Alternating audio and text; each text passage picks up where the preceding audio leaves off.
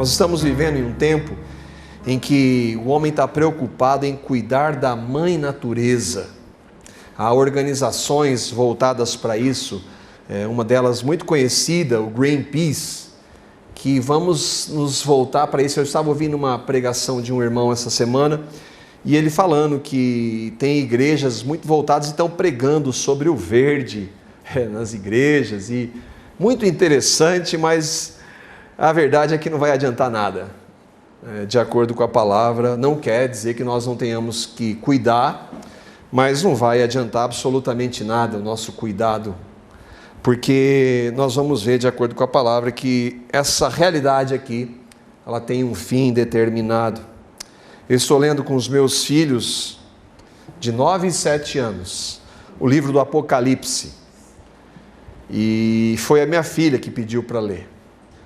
Eu fiquei muito contente, porque eu sou apaixonado por esse livro, e nós estamos aprendendo juntos algumas verdades da palavra. Na semana passada nós chegamos no capítulo 21, falta só um para nós terminarmos, e quando nós vimos a Nova Jerusalém, uma descrição sensacional, humanamente incompreensível, assim como é humanamente incompreensível o Deus que deixou a glória dele e veio até nós. Mas é verdade, as duas são verdades. E no texto, no versículo 7 do capítulo 21, nós lemos, Apocalipse 21, versículo 7, que quem vencer herdará todas as coisas. Aquilo que o Senhor está dizendo, ali é uma visão que João teve do próprio Jesus falando. Herdará todas as coisas, eu serei o seu Deus, e ele será o meu filho. Verdades maravilhosas de uma realidade onde não vai haver mais dor, não vai haver mais choro, não vai haver mais nenhum tipo de sofrimento. Para nós é tão difícil pensarmos nisso, porque nós vivemos uma realidade onde nós estamos vivenciando isso a todo momento, mas naquele dia, naquele momento, nunca mais vai ter. E o que vencer? Quem é o que vai vencer? É o que crê naquele que venceu, Jesus. Não é o religioso, não é o que participa da igreja evangélica, mas é aquele que um dia, movido pelo Espírito Santo, reconheceu-se pecador, viu que não podia mudar o seu estado, mas viu que esse Deus enviou Jesus, que desceu da glória, que nós cantamos, veio até nós, e ele, diferentemente de nós, sem pecado, morreu a nossa morte na cruz, porque era a única forma de nós sermos salvos da nossa realidade. Jesus veio, morreu por nós, nos fez morrer, no sangue dele, ele nos purificou, e na sua ressurreição ele nos deu uma nova vida. Quando nós cremos nisso, nós fazemos parte desses que venceram. Não por nós, porque nós não temos capacidade, mas em Cristo. Quando nós cremos em Cristo, nosso nome foi escrito no livro da vida, pelos méritos de Cristo. Toda a descrição do capítulo é maravilhosa, mas tem o versículo 8, que é uma realidade triste, e que diz lá, o versículo 8 do capítulo 21, mas quanto aos tímidos, aos incrédulos, aos abomináveis, aos homicidas e aos que se prostituem, aos feiticeiros e aos idólatras, e a todos os mentirosos, a sua parte será no lago que arde com fogo e enxofre, o que é a segunda morte. Uma descrição triste. Eu lembro que o Del perguntou: pai, mas você falou que o 21 era só coisa boa. Eu falei: filho, aqui está mostrando aqueles que não creram em Jesus, porque muitos de nós fomos assim, mas um dia, pela graça, Deus nos revelou Jesus, cremos nele, e essa realidade, por pior que fosse, foi levada na cruz. Ele está nos lembrando, nós éramos assim. Mais uma razão: Senhor, eu te louvo, porque ainda que eu fosse tão pecador, o Senhor me amou e me levou a morrer no seu corpo na cruz, para me dar uma nova vida, e hoje em Cristo nós somos mais do que vencedores.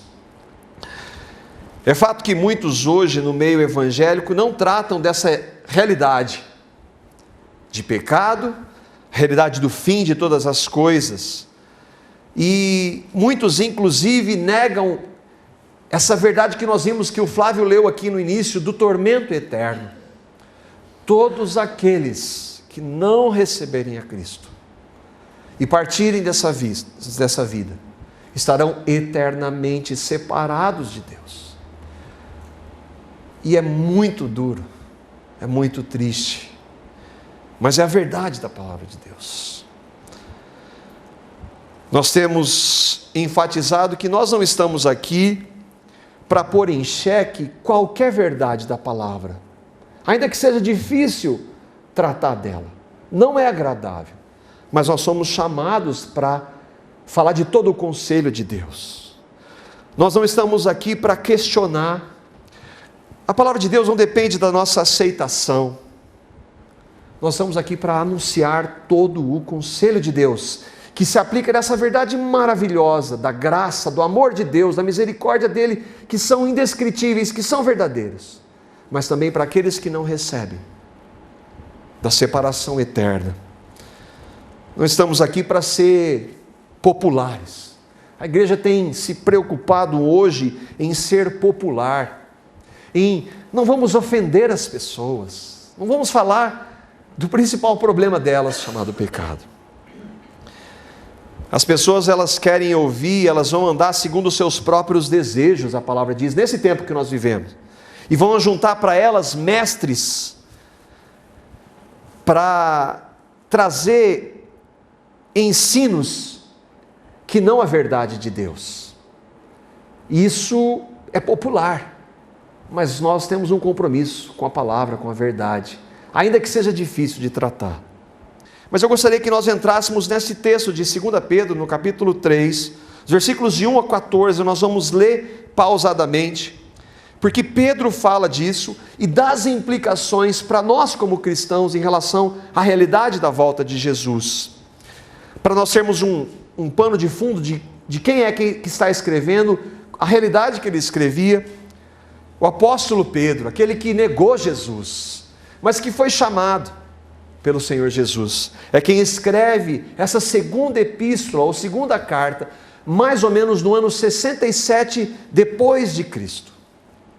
Ele estava em Roma, e ele escreve essa carta pouco antes de ser morto por amor a Jesus. A Bíblia não diz como esses irmãos, a não ser Tiago, como eles morreram, mas a história da igreja vai mostrar que todos esses irmãos que andaram com Jesus, que anunciaram, foram martirizados, morreram das formas mais horríveis, e Pedro se inclui nessa realidade. Esse Pedro que negou Jesus 3 vezes, foi crucificado, e quando ele estava para ser crucificado, ele diz: eu não sou digno de morrer da forma que o meu Senhor foi, e me crucifiquem de cabeça para baixo. E ele escreve essa carta pouco antes. O objetivo da carta era principalmente combater heresias e nos alertar da volta de Jesus, da expectativa da volta do Senhor Jesus, que aqueles homens e mulheres do início vivenciavam. Eles esperavam a todo momento a volta do Senhor Jesus. E aqui então nós começamos no 2 Pedro, no capítulo 3, versículos 1 e 2.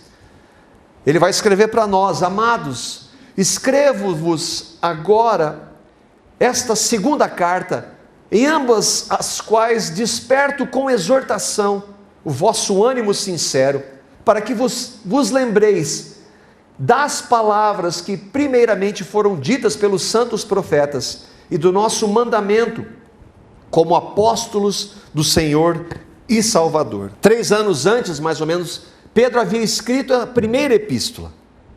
Ela escreveu para fortalecer aqueles irmãos que estavam sendo perseguidos. Em 64, mais ou menos, foi quando Roma na perseguição, e aí foi colocado fogo lá, diziam que eram os cristãos, muitos cristãos morreram perseguidos por amor a Jesus. E ele então escreve aquilo para exortá-los. E ele diz aqui que é o ponto: para que vos lembreis. Essa segunda carta ele escreve para lembrá-los da nossa base. Qual é a nossa única base? Para aqueles irmãos e para nós: das palavras que primeiramente foram ditas pelos santos profetas. Irmãos, fiquem firmes onde? Na palavra de Deus. Eles não tinham o que nós temos hoje, o Novo Testamento. Pedro está escrevendo o Novo Testamento. Mas ele fala, fiquem firmes, onde? Nas palavras. Nossas, ele vai falar lá na frente de Paulo, que Paulo escreve a Escritura, do que o Senhor Jesus disse. Fiquem firmes na palavra. Ele vai falar dos hereges, daqueles que distorciam a palavra, mas nós deveríamos ficar fortalecidos na palavra, porque ela é a única fonte que eles tinham, e hoje muito mais, a única fonte segura que nós temos, de estarmos na verdade. Nós temos insistido que a nossa única base é a Bíblia, a única regra que nós temos, não podemos colocar a confiança em homens, em pastores, em apóstolos, padres, não, nós temos que examinar de acordo com as Escrituras, para ver se aqueles homens que se chegam diante de nós, em nome de Jesus, se eles estão realmente falando a verdade. No versículo 3 e 4, nos versículos 3 e 4, ele continua, sabendo primeiramente isso, ou primeiro isso, que nos últimos dias virão escarnecedores, andando segundo as suas próprias concupiscências, e dizendo, onde está a promessa da sua vinda? Porque desde que os pais dormiram, todas as coisas permanecem, como desde o princípio da criação.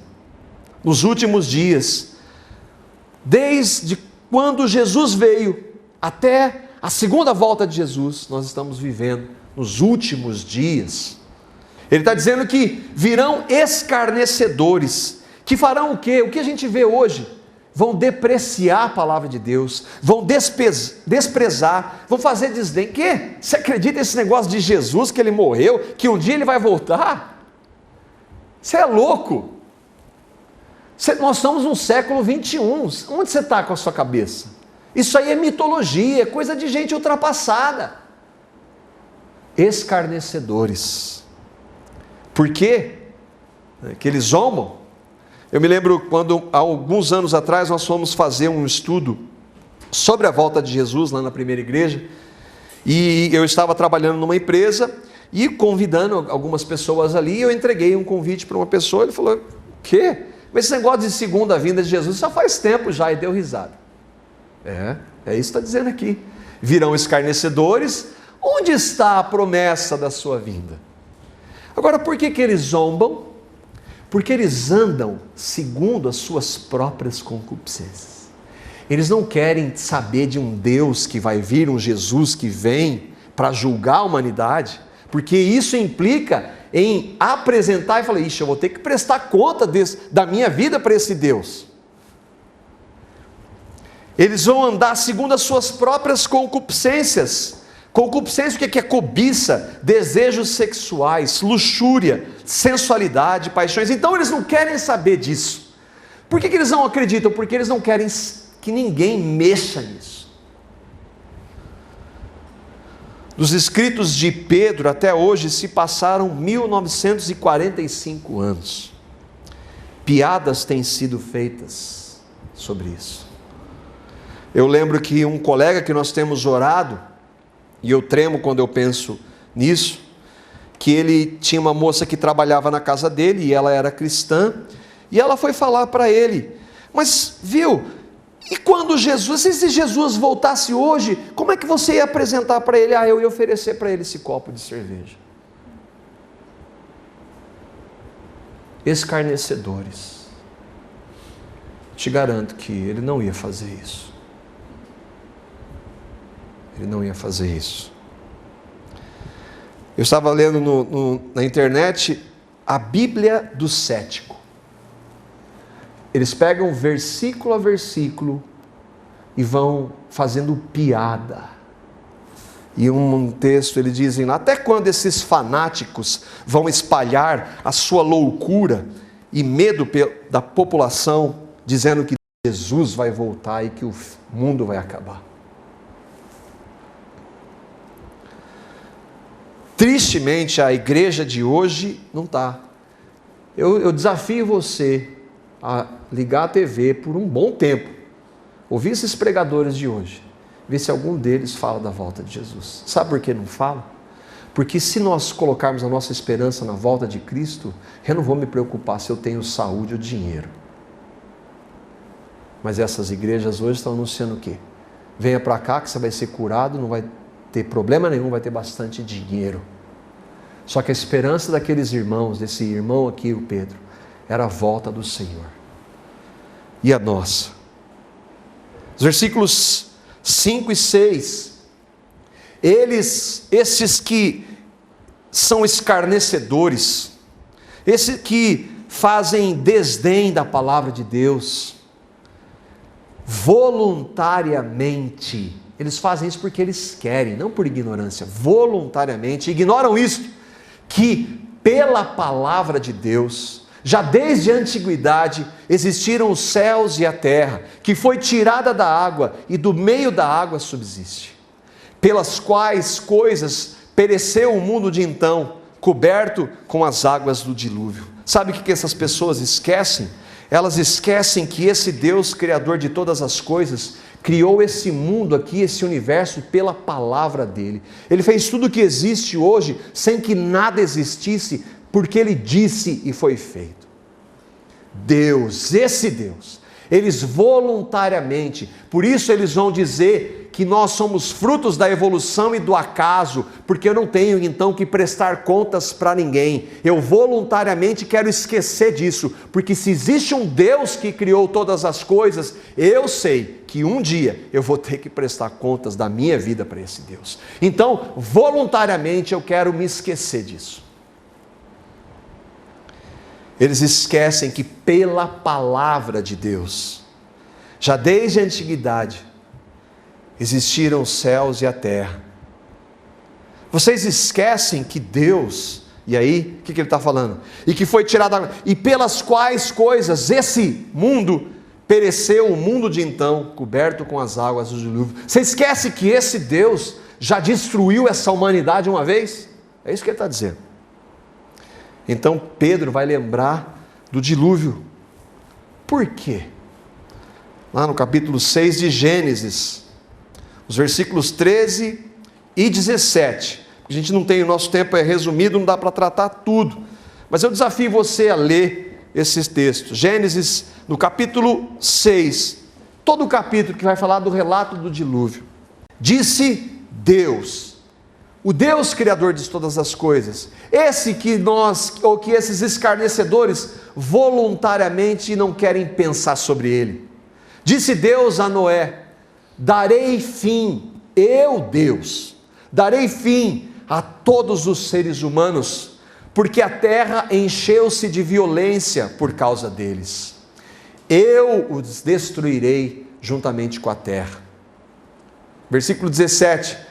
Eis que vou trazer águas sobre a terra, o dilúvio, para destruir debaixo do céu toda criatura que tem fôlego de vida, tudo que há na terra perecerá. Esse é o Deus da palavra. E é um Deus que não tolera o pecado em hipótese alguma. É um Deus que é amor, que é graça, que é misericórdia, sem dúvida. Mas é um Deus santo e nós não temos a menor ideia do que isso significa. E é um Deus justo. Pedro está dizendo, vocês esquecem que esse Deus, que um dia vai voltar em Jesus e que vai acabar com essa realidade, já fez isso uma vez? É isso que ele está falando. Todos os seres vivos, aí alguns, esses que, os liberais, que sempre estão aí, eles são muito bons para negar a realidade da palavra de Deus, mas a palavra está dizendo que todos os seres vivos, e há outros versículos aqui, tudo que tinha fôlego foi exterminado. Só sobraram 8 pessoas. E a população da terra era de pelo menos alguns milhões. Mas esse Deus, ele é muito duro. É o mesmo Deus, ele não muda. Ele não muda. Jesus vai comparar Noé e Ló ao dia do juízo. Lá em Lucas, no capítulo 17, nos versículos 26 a 30. Olha o que Jesus disse. Agora, mas o Deus do Velho Testamento era diferente. Olha o que Jesus diz. Assim como foi nos dias de Noé, assim também será nos dias do Filho do Homem, não nos primeiros dias, porque Deus se fez homem em Jesus. Na primeira vez, Jesus veio para ser humilhado, para morrer a pior das mortes, para dar a oportunidade para aqueles que o recebem para serem salvos da segunda vinda dele, no dia do Filho do Homem. Vai ser, quando Jesus voltar, vai ser igualzinho na época de Noé. O povo vivia comendo, bebendo, casando-se e sendo dado em casamento, até o dia em que Noé entrou na arca. Então veio o dilúvio e os destruiu a todos. Jesus não para aí. Aconteceu a mesma coisa nos dias de Ló. Ló estava onde? Em Sodoma e Gomorra, onde reinava o quê? Tempo de violência na época de Noé, perversão total. E o que agora acontece em Ló? Perversão total. Ou seja, Deus não tolera, não tem relação com o pecado. Por isso que nós precisamos de Cristo, porque nós somos pecadores. Agora, quando nós cremos em Cristo, essa realidade é transformada. Mas se nós não recebemos a Cristo, nós continuamos nela. Ele diz, o povo estava comendo e bebendo, comprando e vendendo, plantando e construindo, vivendo como, cadê a promessa da volta de Jesus? Esse negócio é loucura. Mas no dia em que Ló saiu de Sodoma, choveu fogo e enxofre do céu e os destruiu a todos. Puxa, mas esse Deus é muito severo. Deus é amor. Deus é amor. Deus é amor. Ele mandou o seu Filho. Mas e quando nós rejeitamos o amor dele? E quando nós fazemos piada do amor dele? Acontecerá exatamente assim, no dia em que o Filho do Homem for revelado. Eventos históricos reais, dilúvio e Sodoma e Gomorra. Deus destruiu a humanidade uma vez e a população de uma cidade por causa do quê? Do pecado. Olha para o mundo agora. Olha lá fora. Fala de Jesus. Não está diferente. Só que dessa outra vez, irmãos, não tem mais volta. Pedro fala, olha, vocês esquecem que esse Deus, ele é um Deus que não tem relação com o pecado e que vocês precisam receber Jesus para serem transformados.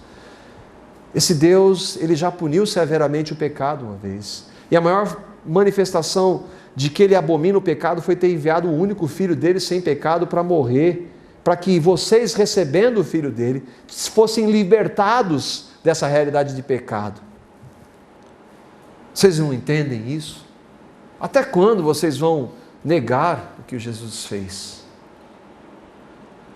Na segunda vez, os versículo 7 lá de 2 Pedro, voltando para o texto. 2 Pedro 3, 7. Mas os céus e a terra, ele falou, vocês lembram do Deus que criou todas as coisas e que destruiu a humanidade com o dilúvio?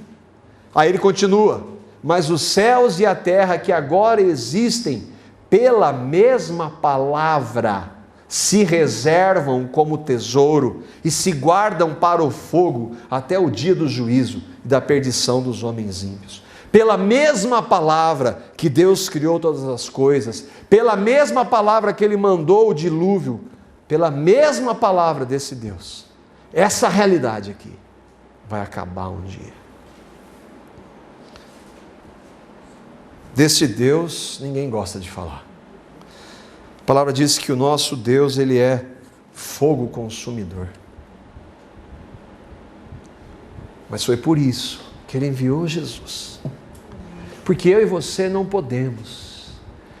Ele olhou para mim e para você, pecadores que nós somos. E ele nos amou de tal maneira que deu o Filho dele, para que se nós recebêssemos o Filho dele, nós não perecêssemos, nós não teremos que passar por essa realidade, se nós recebermos Jesus. Ele é o mesmo Deus de graça. É o mesmo Deus misericordioso, mas Ele é um Deus santo. Nós tendemos a separar os atributos de Deus, isso é impossível. O Deus que justifica é o Deus que santifica. Deus não somente justifica, quem foi justificado vai ser santificado. É impossível. O John MacArthur, um homem de Deus, ele faz uma análise em relação a esses que negam que a criação e que esse Deus manifesta o seu poder. Ele diz: as razões pelas quais o mundo nega a criação do universo feita por Deus, atribuindo-a a uma evolução originada pelo acaso, são as mesmas pelas quais o mundo nega a destruição final desse universo. Afinal, se há um Deus criador, então o mundo inevitavelmente terá que prestar contas a esse Deus. Por isso que se nega. Por isso que não, esse negócio de Jesus não vai acontecer à volta dele. Em Apocalipse 20, ao descrever o Armagedon, João diz: as nações marcharam por toda a superfície da terra e cercaram o acampamento dos santos, a cidade amada, e fogo desceu do céu. Pessoas que vão contra Jesus. Não existe outra alternativa senão Jesus. 2 Pedro 3, versículos 8 e 9. Mas, amados, não ignoreis uma coisa, que um dia para o Senhor é como 1000 anos, e 1000 anos como um dia. O Senhor não retarda a sua promessa. E aqui, eu e você, que cremos, entramos. O Senhor não retarda a sua promessa, ainda que alguns a tenham por tardia, mas Ele é longânimo, Ele é paciente, Ele é misericordioso, Ele tem um propósito em ainda não ter mandado o Filho dEle para conosco. Ele não quer que ninguém pereça. Ele mandou o Filho dEle por amor, de graça, para salvar o mundo, não para condenar o mundo. Então, se eu e você ainda estamos vivos, ainda temos essa oportunidade, para não querendo que ninguém pereça, senão que, e aqui está, irmãos, eu tenho crido nisso, a maior evidência de uma vida nova em Cristo chama-se arrependimento. Arrependimento movido pelo Espírito. Quando eu sou confrontado com a minha realidade de pecado, eu vejo o amor de Deus por mim, eu não vou justificar os meus pecados, mas eu vou colocar o meu rosto no chão e vou dizer: Senhor, tem misericórdia de mim, Senhor, me perdoa, Senhor. Ele diz: eu já te perdoei em Cristo. Arrependimento. Como que a igreja está tratando disso hoje? Arrependimento. Deus é paciente. Ele não está preso ao tempo. Um dia como 1000 anos. Deus está fora dessa realidade aqui. Ele não está preso ao tempo. Será que Deus esqueceu? Deus controla cada detalhe deste universo. A palavra diz em Gálatas 4:4 que Jesus, olha, acho que não está dando certo, vou mandar Jesus para dar uma resolvida. Jesus veio na plenitude dos tempos, Ele veio no momento exato determinado pelo Deus que governa a história. Controla o tempo? Deus, cada detalhe. Esse texto de Apocalipse, capítulo 9, versículo 15, aqui está falando das 7 trombetas, quando Deus vai estar manifestando o seu poder nos últimos dias mesmo. E Ele diz lá: foram então soltos os 4 anjos que se achavam preparados para a hora, o dia, o mês e o ano. Deus governa essa história, cada detalhe. E se Jesus não veio, Ele tem um propósito. Ele é longânimo conosco. Ele é longânimo, Ele é paciente com aqueles que ainda não creem. No dia que o Del, meu filho, lemos Apocalipse 21, ele foi orar com a minha esposa. na esperança da Jerusalém celestial. 2 dias depois, ele foi falar com 2 familiares. Nós perdemos isso. Paixão, amor por aqueles que estão à nossa volta e que vão para o inferno se não receberem Jesus.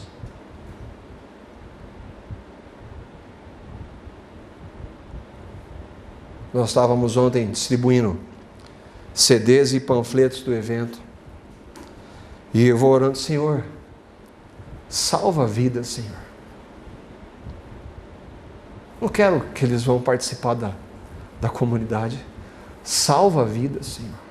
Quantas pessoas aqui que não conhecem o Teu Filho.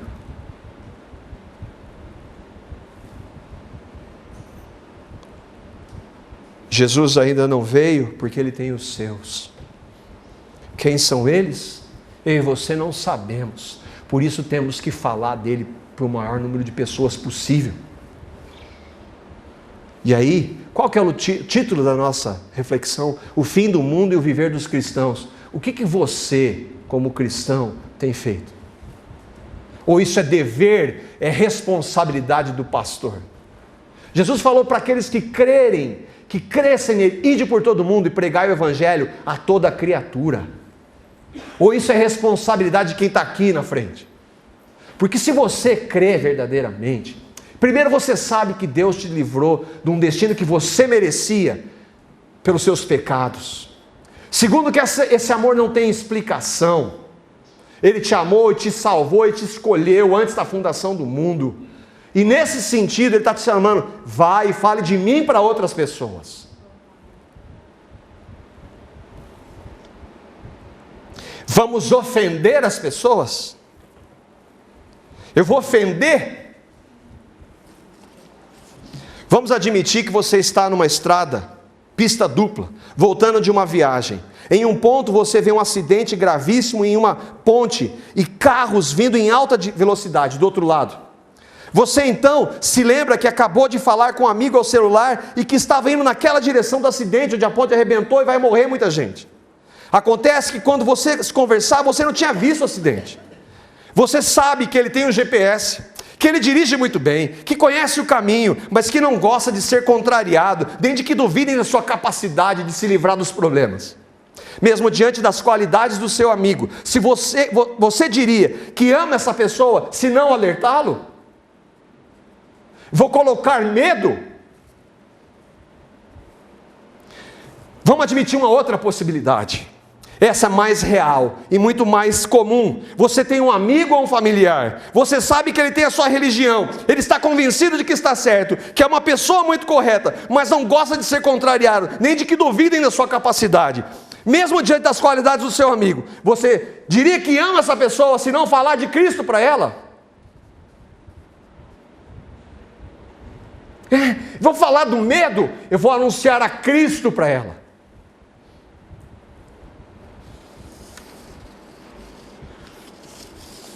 Jesus não quer que ninguém pereça, e eu e você. Ah, mas ninguém quer ouvir. Noé pregou 100 anos, ninguém ouviu. 100 anos, ninguém ouviu.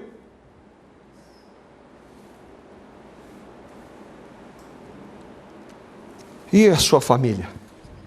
E os seus amigos? Quantos, se Jesus voltasse hoje,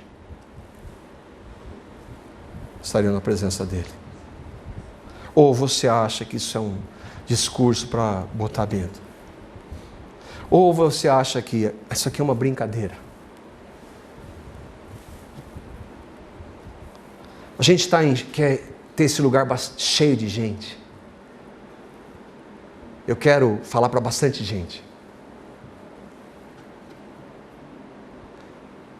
Estamos aqui para falar de Jesus, a fim de que o Espírito as conduza ao arrependimento, que o recebam como Salvador e Senhor de suas vidas, que elas encontrem sentido para suas vidas, algo impossível sem Ele. e que quando morrerem não tenham como destino eterno a segunda morte, o lago de fogo e enxofre. Quanto tempo de oração, de proclamação da palavra você tem dedicado para as pessoas que você ama, se você ama? Ou isso é papel de pastor?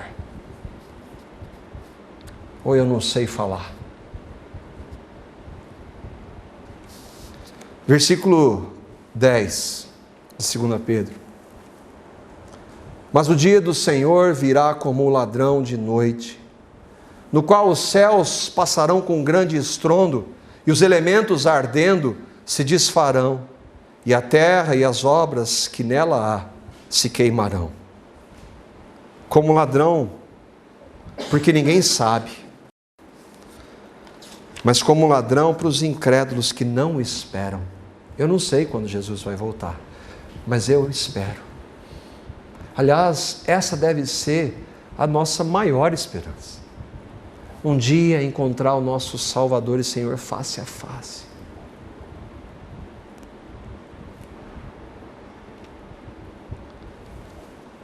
Pedro está descrevendo aqui, na linguagem limitada dele, de 1900 anos atrás.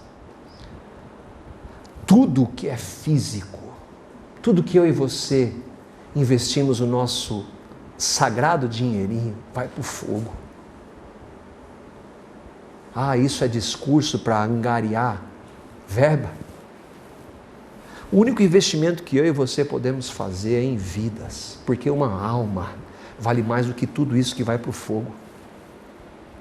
Será que isso não dá para mexer conosco?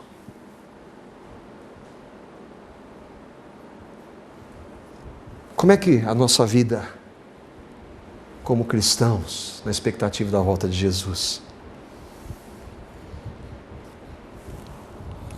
Versículos 11 a 14, para nós terminarmos. Havendo, pois, já que tudo isso aí vai acontecer, de perecer todas as coisas, e aí um outro aspecto do nosso viver diário, que pessoas vos convém serem santo trato e piedade, aguardando e apressando-vos, ou desejando, outra versão diz, desejando ardentemente. Será que a gente, eu quero viver essa vida, que aqui está bom.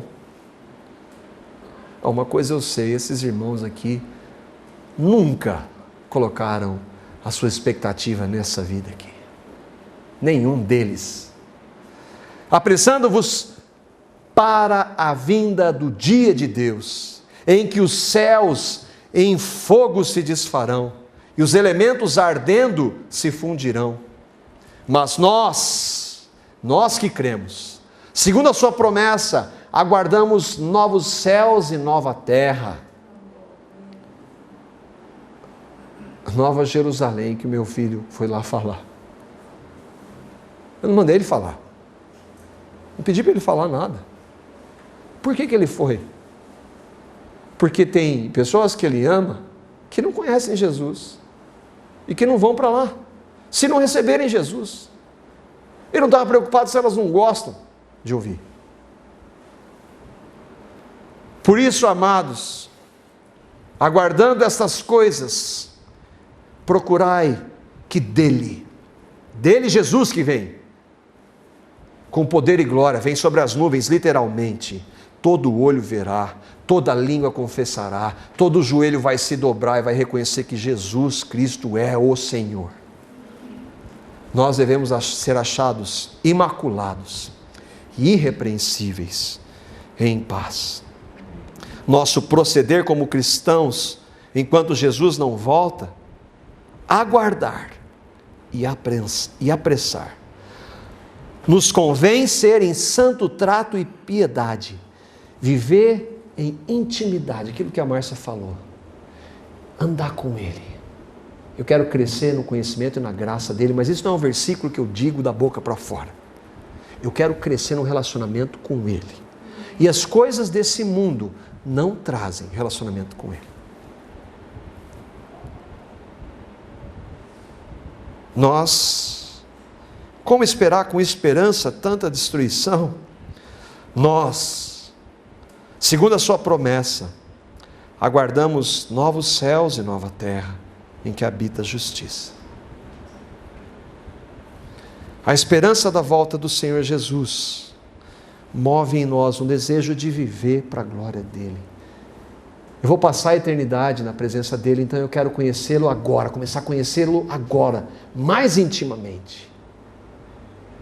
Ouvindo da palavra dEle, meditando na palavra dEle, conversando com os irmãos. Irmãos, ontem nós fomos no aniversário e eu fiquei o tempo todo com 2, 3 irmãos só falando das coisas dEle. Antes a gente falava de futebol, de carro, de corrida. Você é fanático. Eu quero ser fanático, se você é fanático. E a gente tem compartilhado isso com alguns irmãos. E tem sido uma alegria. O que a gente aprende com tudo isso, irmãos? Primeiro, o fogo e a destruição são para aqueles que não creem. E a pergunta é: você crê? Não é você vai na igreja. Não é você participa dessa igreja. Não. Participar da igreja não quer dizer nada. Você crê. Houve um momento na sua vida que você, movido por essa palavra, por esse amor, pelo que Cristo fez, Jesus levou você a morrer no corpo dele, santo, sem pecado, você não merecia, mas ele fez mesmo assim. Por amor, ele falou assim: eu entrego o meu filho, Deus deu Jesus, o filho dele, por você. Você, movido pelo Espírito, meu Deus, diz: Senhor, me perdoa, eu sou pecador. Recebeu Jesus pela fé, creu no que ele fez há 2000 anos por você, e que ele ressuscitou, ele deu uma nova vida. Você crê nisso? Você tem certeza disso? Se não, essa deve ser a sua oração. Uma vez eu falei para um jovem, falei assim: querido, a sua oração deve ser todo dia: Senhor Deus, me revela Jesus. Senhor Deus, revela para mim o novo nascimento. Ele revela, porque só Ele, não tem argumento que alguém possa oferecer para quem quer que seja, mas Ele revela. Essa deve ser a primeira. Para não estar nessa realidade, eu preciso de Cristo. Você precisa de Cristo. Você precisa nascer de novo. Isso quanto custa? Para Deus custou o Filho dele. Para mim e para você é de graça, por amor. Se você já crê, eu e você já cremos, como que nós estamos vivendo nessa expectativa? Você fala de Jesus para quem está à sua volta? Irmãos, a gente coloca material, a gente está distribuindo, a gente não quer ganhar dinheiro com isso. A gente quer poder oferecer material para que você fale de Jesus. Nós fomos lá, distribuímos ontem mais de 300 entre CDs e DVDs. Quantos vão crer? Eu não tenho a menor ideia. Mas eu estou fazendo aquilo que Jesus disse. Nós fizemos o que Jesus disse. Porque Ele mandou. E orando e pedindo a Ele que revele. E para as pessoas que estão à nossa volta. Há tantas formas de anunciar Jesus. De falar do que Ele fez. Ore pelas pessoas que você ama. Entregue um CD para ela. Ó, isso aqui fala de Jesus, não fala de religião. A hora que você tiver um tempinho, não deixa de ouvir não. Ore por ela, para que Deus quebrante ela ouça. Por quê? Porque a fé vem pelo ouvir, e ouvir pela pregação de Cristo. E se ela ouvir de Cristo, essa palavra é tão poderosa que não depende de mim, de você para agir. Mas você tem falado. Segundo ponto. Você tem buscado viver em piedade, em santidade. Eu e você não temos capacidade. Mas se nós andarmos com Ele, quanto mais andarmos com Ele, mais Ele vai manifestar a santidade dEle em nós. Amo Jesus. Se eu disser que eu amo a minha esposa e não ter tempo com ela, o meu discurso é só da boca para fora. Se eu disser que eu amo os meus filhos, não ter tempo com eles, é palavra ao vento. Se eu disser que eu amo Jesus, não ter tempo com Ele, não é verdade. Busque ao Senhor. A palavra diz, buscai ao Senhor enquanto se pode achar. Invocai-o. Invocar, irmãos, é clamar, Senhor, eu te quero, enquanto está perto. Ó Senhor, por Tua graça e por Tua misericórdia, meu Pai. Senhor, ó Senhor, incomoda-nos pelo Espírito, nós queremos andar contigo, Jesus. Queremos ter intimidade com o Senhor, queremos andar na Sua presença. Queremos crescer no conhecimento da Tua pessoa e dessa tão maravilhosa graça. Ó Senhor, tira tudo aquilo que não Te agrada, Senhor. Não importa como. Pai amado, forma o Teu primogênito em nós. Senhor, incomoda o nosso coração de termos tempo diante do Senhor. Ô Pai, não é difícil acordar cedo para estar na Tua presença, não, Senhor. Senhor, incomoda-nos para ter um tempo a sós contigo, para ouvir a Tua voz pela Tua palavra, para falarmos com o Senhor. O Senhor nos ouve. Jesus, encha-nos da Tua presença. Santo Espírito, encha-nos da Tua presença. Ó Pai amado, derrama em nós esse desejo de Te buscar, Senhor, tantas coisas que nós estamos perdendo o nosso tempo. Por misericórdia, tira tudo isso. Senhor, não deixa nós ficarmos calados. Ó Pai, perdoa-nos pela nossa timidez, pela nossa covardia, perdoa-nos. E desperta em nós esse amor, o Teu amor pelos perdidos, Pai. Oh, Pai amado, por misericórdia, usa-nos para a Tua glória, de maneira que essas esperanças da Tua volta, Jesus, possa ser vista em nós.